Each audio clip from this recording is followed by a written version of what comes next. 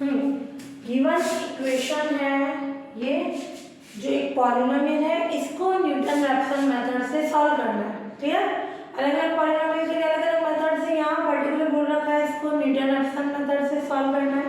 सबसे पहले given equation को फंक्शन लेट करना, ये फंक्शन आ गया, इसका F dash x derivative find करना, 3x² माइनस 3। इसका रूट अपन बताएंगे किसके बिटवीन लाई कर रहा है, तो पहले इस पे x की जगह 0 रखो, नेगेटिव वैल्यू 1 रखा, नेगेटिव वैल्यू आ गई, क्लियर।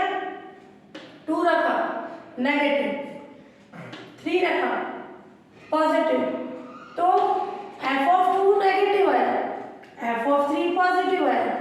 तो अपन देखेंगे सीक्वेंस में कंडीशन, ये 2 और 3, ये यहाँ पे साइन चेंज नहीं हो रहे थे, यहाँ साइन चेंज हो गया, तो 2 और 3 का मल्टीप्लिकेशन लेस देन 0 है, तो अपना रूट किसके लाइन बिटवीन लाई करेगा, तो रूट लाइज बिटवीन 2 और 3। जो अपन ने बोला f(2) f(3) लेस देन 0 है, तो रूट 2 और 3 के बिटवीन हो गया।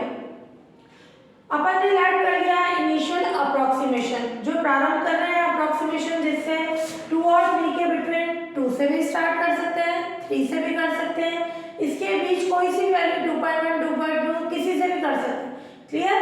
तो x0 अपन ने ले लिया 2, अपने अकॉर्डिंग इनके बीच में कोई सी भी वैल्यू ले सकते हैं।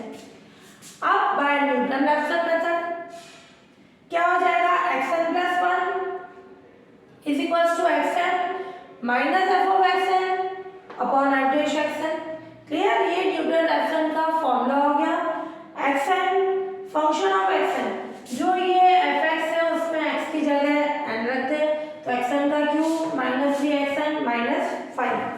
ऐसे ही f(xn), इसमें x की जगह xn रखते हैं, तो 3xn² माइनस 3। इसको एलसीएम लेके सॉल्व कर लें, क्लियर। तो ये कंडीशन आ जाएगी अपने पास इस फॉर्म में। तो ये xn + 1 आया, इसको सिंप्लीफाई कर लिया अपन ने, तो ये कंडीशन आ गई 2xn³ + 5 3xn² माइनस 3।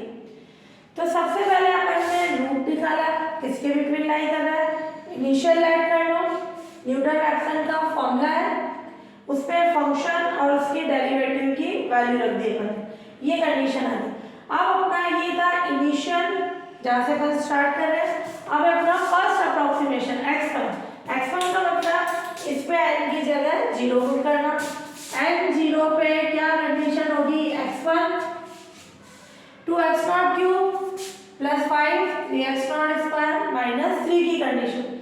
x0 की वैल्यू रख दें, कितनी है अपने पास, इसमें अपन ने क्या ऐड किया 2, तो ये 2 की कंडीशन 2 का क्यूब + 5 और ये 3 2 का स्क्वायर माइनस 3। इसको सॉल्व करने पर 2.33 आएगा।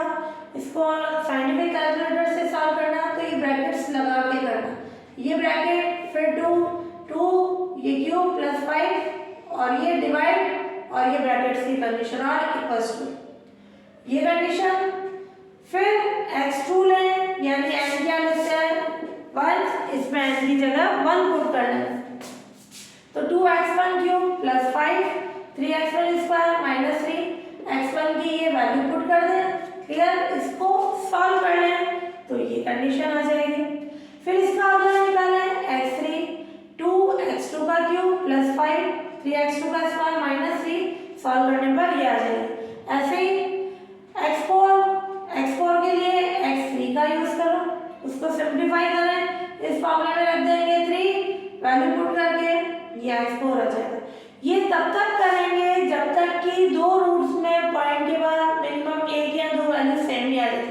क्वेश्चन में बोल रहा है पॉइंट के बाद इतनी वैल्यू चाहिए, तो वहां तक करेंगे, नहीं तो लगभग ये फर्स्ट अप्रोक्सीमेशन, ये सेकेंड अप्रोक्सीमेशन, थर्ड, ये फोर्थ, तो पॉइंट के बाद 1-2 वैल्यू सेम नहीं रहती, तो मिनिमम 3rd-4th इटरेशन तक करना है। नहीं तो क्वेश्चन में दिया हुआ इतने इटरेशन तक करो, या पॉइंट के बाद इतनी वैल्यूज चाहिए। तो यहाँ पे अपने देखो ये 2.2790 आ रहा है, ये भी यही आ रहा है, तो ये कंडीशन से अपन बोल सकते हैं इसमें और इसमें देखो x2 और x3 में